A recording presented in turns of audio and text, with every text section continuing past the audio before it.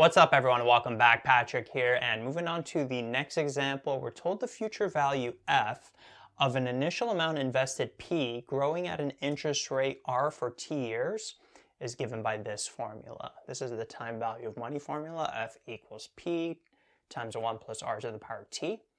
And working with that formula, we have two questions. We have to find an expression for t in terms of r, in terms of the interest rate, if the investment triples in value. And then number two, how long will it take for an investment to triple in value at an interest rate of 5%? So for number one, basically what we have to do is we have to isolate for this t over here. But notice that we're told that the investment is going to triple in value. So if it starts at an initial amount p, well, if it triples in value, what's the future value going to be in terms of p? Well, it's just going to be 3 times p. Right? If it triples in value, or if it doubles in value, then it would be 2p, or quadruples in value, then it would be 4p. But because it's tripling in value, instead of f here, we can put 3p, and that's going to give us a much nicer expression in the end, because notice now what we could do is we can actually divide both sides by p, and we'd end up with 3 equals 1 plus r to the power of t.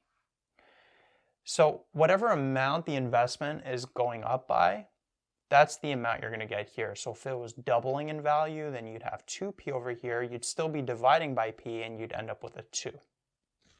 Right? So whichever amount it's going up by, that's the number you're going to get here.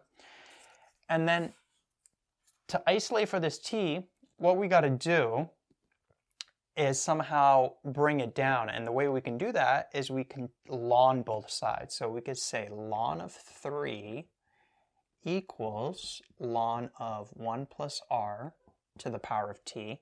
We can bring the t down now using logarithmic rules. And we could divide now both sides by ln of 1 plus r.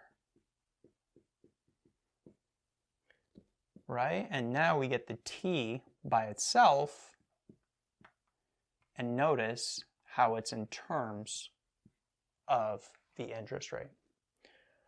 Right? That's the only variable over here. So we can actually, if we wrote this as a function, it can be t of r, like that. That's another way we can represent it.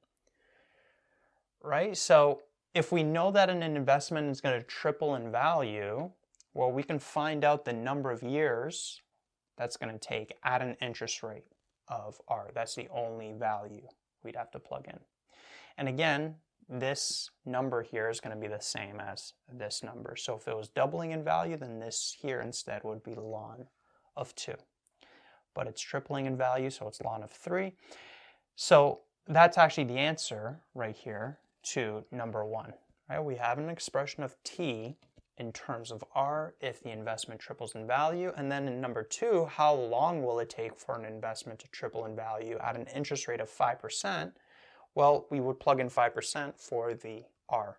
Remember, in this formula here, this interest rate, it's in decimals. Here it's given as a percentage, so 5% as a decimal is 0.05.